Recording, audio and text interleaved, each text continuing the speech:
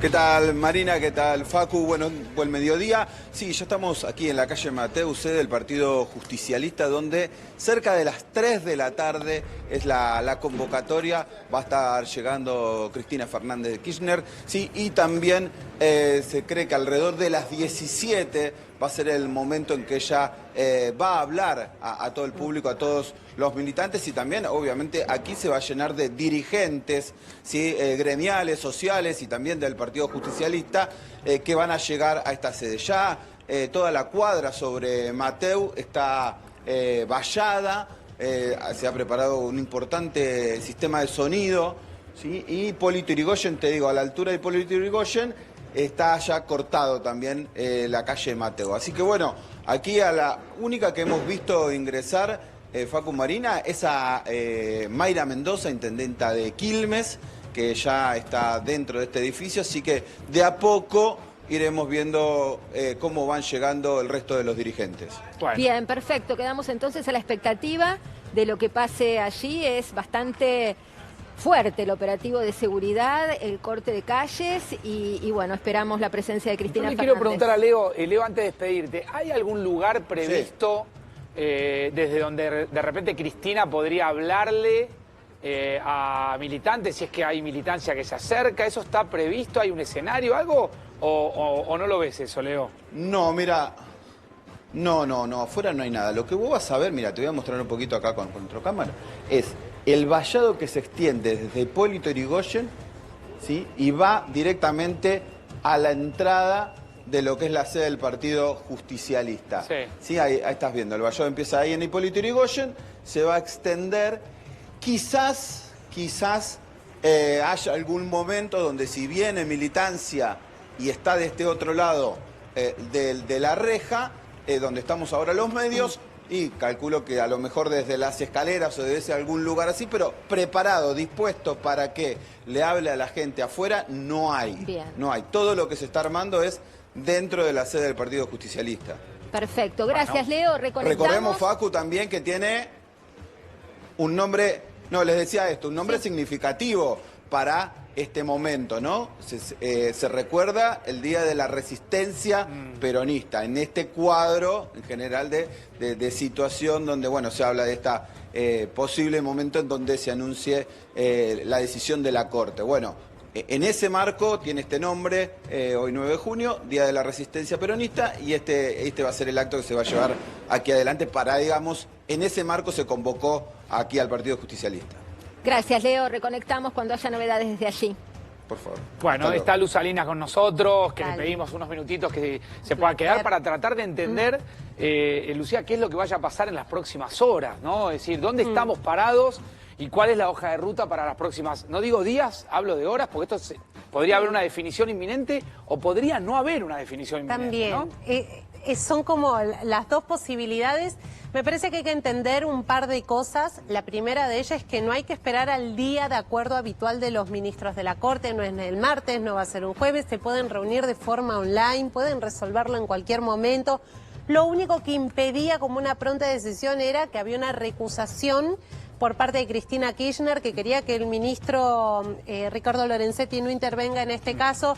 Eso ya fue resuelto la semana pasada, con lo cual el camino quedó completamente allanado para que en cualquier momento puede ser hoy, mañana, en una semana, en un mes o más, claro, la Corte Suprema, que no tiene plazos para pronunciarse sobre ninguna situación, deje firme su criterio. Si abre estas quejas, las quejas son los planteos de todos los abogados que lo que buscan es revertir lo que pasó en la instancia anterior, que fue que la Cámara de Casación dejó firme la sentencia de juicio. Ahora, vos que tenés tanto tribunales recorrido y tenés olfato ya para pescar las cosas, ¿no es sugerente que el rumor de pasillo esté tan instalado desde el viernes? Sí. No es habitual. No es habitual, menos en un fallo de semejante envergadura. Eso. Pero también es algo que la política ha comenzado a circular. La propia Cristina Kirchner a su entorno le ha manifestado, ellos creían que esto salía la semana pasada. De hecho, se convocó a un encuentro, a una reunión hoy en el Instituto Patria Después para se modificó analizar. la modificación de la sede del encuentro que hace Cristina también es sugestivo, por eso estamos en vivo en Mateu, estamos en vivo en el Instituto Patria. Ya vamos a sumar también al doctor Pablo Manili, que es abogado constitucionalista, para entender un poco el funcionamiento de la Corte. Te quiero preguntar después, Lucía, si efectivamente hay uno de los ministros de la Corte que a la brevedad va a viajar y que eso podría retrasar un poco algún grado de definición, pero algo dijiste, ya, ahora te lo preguntamos. No? Está el doctor Manili escuchándonos. Doctor, ¿cómo le va? Facundo Pastor, Lucía Salinas, Marina Calabró, ¿cómo anda? Buenas tardes, ¿cómo les va? Bien. Doctor, ¿cómo es el funcionamiento de la Corte en este sentido? No hay plazos, eso lo tenemos claro. ¿Usted cree que están dadas las condiciones para que la Corte ya pueda avanzar? A ver, no es usual que la Corte resuelva una causa en 3 meses, por empezar. Si a eso le sumamos el alto voltaje político que tiene esta causa, yo diría que tampoco habría motivos para cambiar esa costumbre y acelerar los tiempos, ¿verdad? Pero además hay un principio jurídico que la Corte viene aplicando en sus decisiones, que es el de no interferir en los procesos políticos. La Corte Suprema, como tribunal que falla en temas constitucionales, es una especie de controladora de la constitucionalidad de las leyes, de la constitucionalidad de los actos y de administrativos y de la constitucionalidad de las sentencias. En este caso, lo que se le está pidiendo a la Corte es que revise la constitucionalidad de una sentencia. Entonces, como guardián, digamos así, de la Constitución, como garante de la constitucionalidad de los actos, siempre la Corte ha guardado una especie de autorrestricción en esta materia y trata de no interferir en los procesos políticos o electorales. Claro. Yo les recuerdo, por ejemplo, ¿se acuerdan en el año 2009 cuando había candidaturas testimoniales de diputados que decían que estaban en la lista pero que no iban a asumir? Bueno, me tocó intervenir en esa causa, yo presenté una amicus curiae. La Corte no falló antes de la elección. Falló después de la elección, cuando esa gente ya había sido electa y ya había renunciado. Es decir, cuando el tema ya era abstracto, ya no hacía falta resolver. Lo cito como ejemplo. Lo que pasa, doctor, que fallar antes o después de las elecciones tiene un timing y un simbolismo político totalmente distinto, una cosa que la otra. Por supuesto, porque si vos fallás después de las elecciones, Cristina Kirchner es candidata, ya empieza otra historia, otro análisis, otro escenario, ya con fueros y ya, digo, para poder avanzar con la confirmación de la condena hay que ir a la Cámara a intentar desaforarla. Bueno, el proceso que otra historia, la Cámara, ¿no? Estoy de acuerdo, pero por eso les cito este ejemplo. Fíjese que en una causa donde justamente lo que se impugnaba era la candidatura, para que esas personas no puedan ser candidatos, la Corte no falló. Claro. ¿Se entiende por qué traigo ese ejemplo? Nosotros, los abogados, nos basamos en analogía, ¿verdad? Entonces, si en una causa donde justamente lo que se impugnaba era yo no quiero que Juan, Pedro o Diego sean candidatos, la Corte no falló, ¿por qué habría de fallar en tiempos extraordinarios que nunca tiene, que nunca utiliza esos tiempos tan breves, en una causa con tanto voltaje político como ustedes acaban de decir? Quizá acá es un la diferencia, lo que estamos haciendo. Claro, yo comparto la idea de vaticinio. Quizá la diferencia, y lo hablábamos recién con Lucía, que llama la atención este rumor instalado desde el viernes que parece venir desde las entrañas de la mismísima Corte, donde se habla de fallos redactados, de posiciones ya consolidadas. Es como que no quiero decir noticia porque no es noticia, pero el trascendido viene con demasiado dato como para no tener ningún tipo de asidero. Creo que quizá eso igual sigue en el terreno de la especulación, comparto con usted. Yo dudo que esos trascendidos hayan salido de la Corte, sinceramente. Y también le puedo decir algo por cómo uno analiza los fallos de la Corte. Cuantos más trascendidos haya, lo más probable es que la Corte no los saque tan rápido. Para no, digamos, quedar como que está respondiendo a una inquietud mediática o popular. Doctor, si yo estuviera en la Corte, cuanto más me presionen y cuanto más trascendidos hagan para que la sentencia la saque mañana, menos la voy a sacar mañana. Ahora, doctor, acá le pregunto a Lucía, ¿no? En el hipotético caso, seguimos en el terreno Sí, de la especulación, de sí, la hipótesis. es un análisis Sí. periodístico que uno hace en tanto los elementos que tenemos desde el punto de vista jurídico, es decir, no sentenciamos ni mucho menos, sino tratamos de hacer un análisis. En el caso de que la Corte, Lucía, finalmente termine rechazando el recurso y eso haga que automáticamente el fallo quede firme, ya una segunda instancia habla de 6 años de prisión e inhabilitación perpetua para ocupar cargos públicos, ahí que intervendría un juzgado de ejecución. Digo, a ver, la gente se pregunta por estas horas que le mandarían un patrullero a la casa, ella se debiera presentar, pasaría tiempo en una cárcel, pediría una domiciliaria. Fíjense la enorme cantidad de escenarios que se abren, ¿no? Se abren una gran cantidad de interrogantes, pero en lo operativo, una vez, siempre y cuando la Corte confirme, no es que confirma, sino que rechaza las quejas, entonces eso inmediatamente deja firme la sentencia, esto es de cumplimiento efectivo. Eso vuelve a Comodoro Pi y es el presidente del Tribunal de Juicio, en este caso que es Jorge Gorini, el tribunal que hizo el juicio del caso Vialidad y que condenó a Cristina Kirchner y a los demás imputados, el que debe ejecutar la pena. Es el juez de ejecución, Es Gorini. el juez de ejecución. Él tiene que resolver cómo se va a hacer de efectivo cumplimiento esa condena. Después comienzan otros plazos ahí, los plazos para que primero para que todos los imputados se notifiquen de esta situación nueva del expediente. Claro, que hoy aclaremos que al ser electrónico tiene una dinámica distinta. ¿Puede ¿no? pedirles que vayan a Comodoro Pi a notificarse? Sí, puede pedirlo. También puede ordenar si hay situaciones inmediatas que determinadas personas se presenten en tal día y en tal hora para que se haga se cumpla la detención. Claro. Ahora, si yo te pregunto, digo, la pregunta que se hace la gente en la calle es, ¿va a pasar, Cristina, en el caso de que todo esto sea, como lo estamos analizando, un día en prisión, va a estar presa, va a estar en una comisaría, en una alcaldía, va a una cárcel, hasta que se, digamos, confirme el trámite de una suerte de pedido de arresto domiciliario, en tanto las características de la imputada, en este caso, Yo creo la que condenada? no te puedo anticipar el criterio del juez, pero me parece que bajo todos los aspectos hablamos de un caso extraordinario, de gran envergadura, donde se van a contemplar ciertas cosas. Sin lugar a dudas, si esto ocurre, lo que va a suceder es que la defensa va a pedir un arresto domiciliario, para eso hay que fijar un domicilio, la justicia tiene que analizar, hacer un estudio socioambiental de esa propiedad para ver si es un lugar seguro para que se cumpla la condena bajo arresto domiciliario. Después todos los estudios que realiza el cuerpo médico forense, porque no basta con que, por ejemplo, en algunos casos que dicen mi defendido tiene que estar bajo arresto domiciliario porque tiene esta cantidad de afecciones de salud. Bueno, eso tiene que ser contrastado por el cuerpo médico forense. Hay una cantidad de trámites en el medio y ahí la gran pregunta es, mientras todos esos trámites se sustancian, ¿qué va a decidir el juez?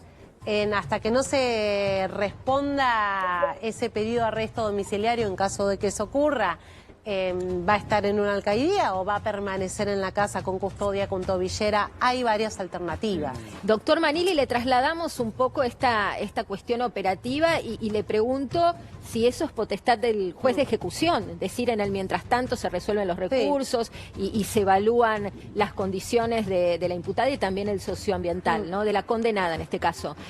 Ahí decide el juez. Le digo algo que puede ocurrir también. Frente a un fallo de la Corte Suprema, la parte interesada podría interponer algo que se llama recurso de revocatoria in extremis. ¿Y eso qué es, doctor? Les explico. Los fallos de la Corte son definitivos. Hubo muy pocos precedentes en toda la historia donde una persona interpuso un recurso in extremis y la Corte lo acogió. El 98% se rechazan, porque la Corte siempre dice la sentencia es definitiva solo en caso de graves errores.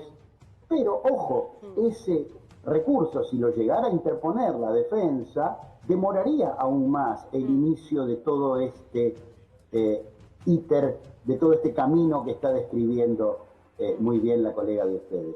¿Y cuál sería el objetivo de interponer ese recurso más allá de ganar tiempo? Está claro, pero ¿cuál es la finalidad ganar tiempo es llegar a la elección? Claro, porque ya la elección ganar tiempo es llegar a la elección y que comiencen las inmunidades parlamentarias, mal llamadas fueron, ¿no? Ahora, pero doctor, ya digo, el hecho de que la Corte rechace ¿sí?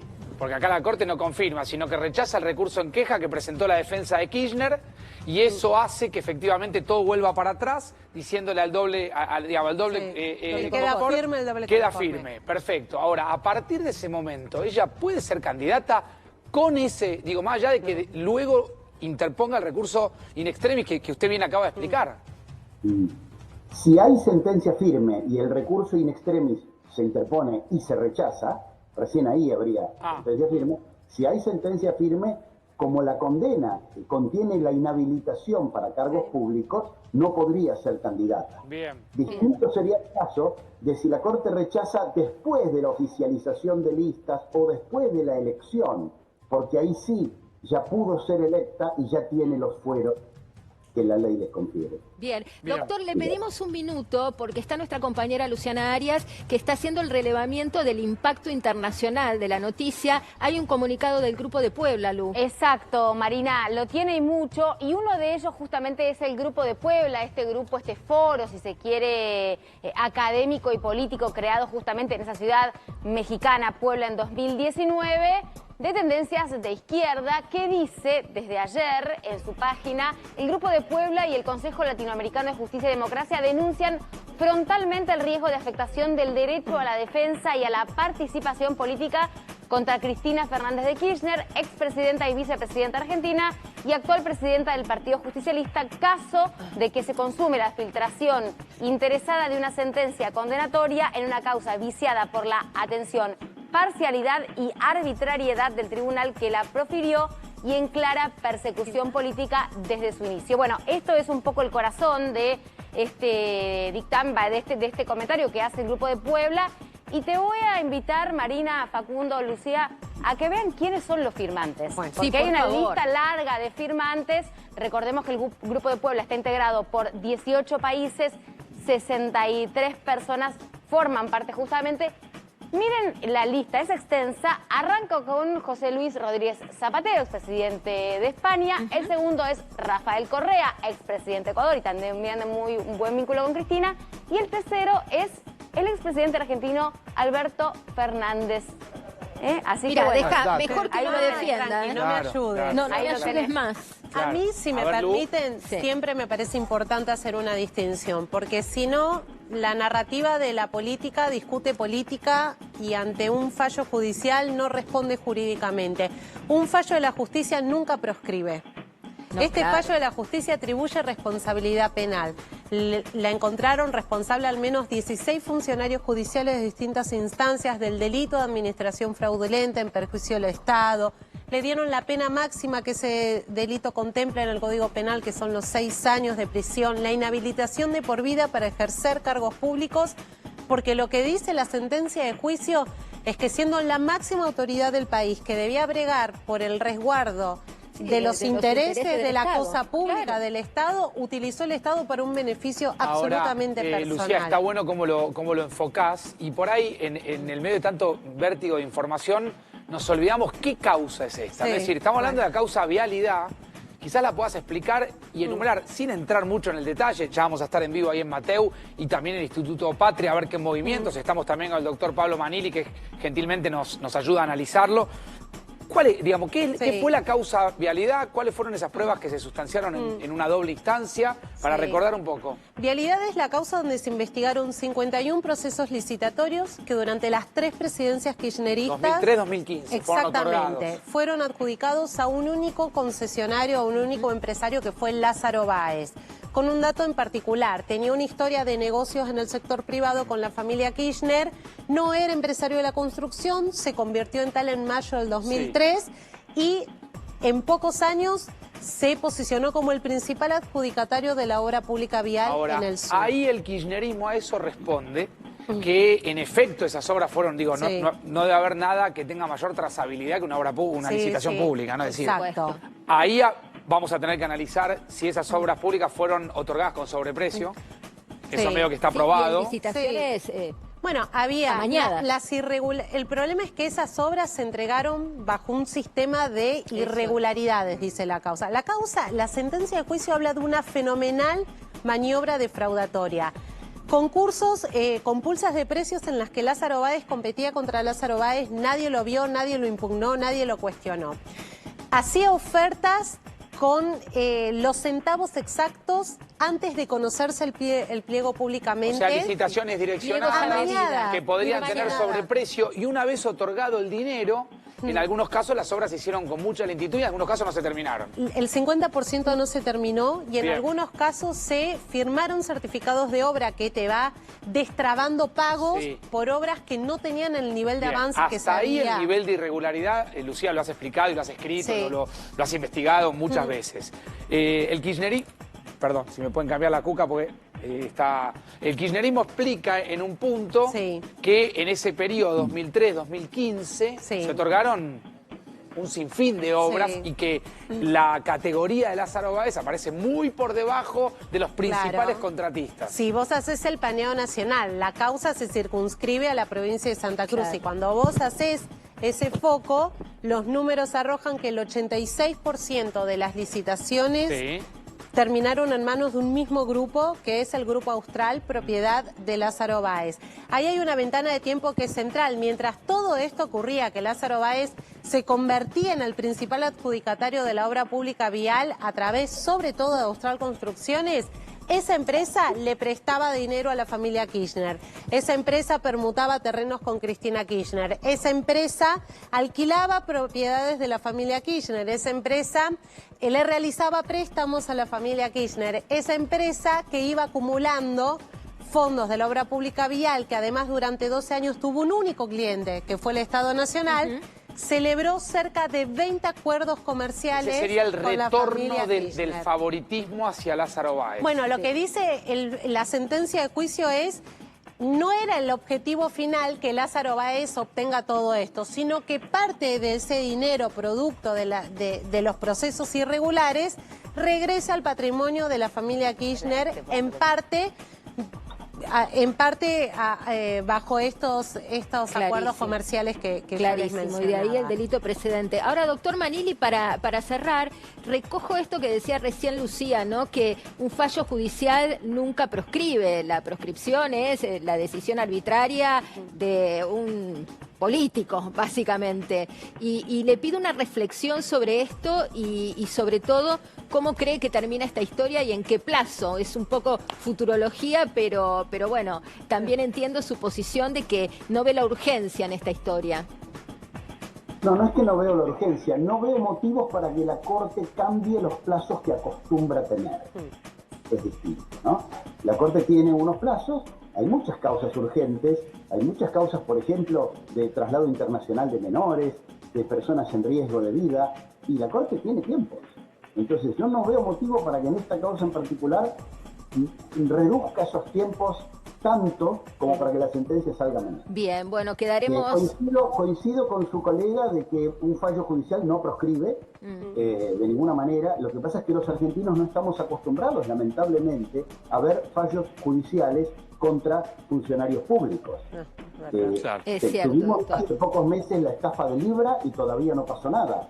Tuvimos el problema del correo con el gobierno de Macri y todavía no pasó nada. Sería excelente para la Argentina y para que la gente recupere la credibilidad en las instituciones que algún día se condene a algún político.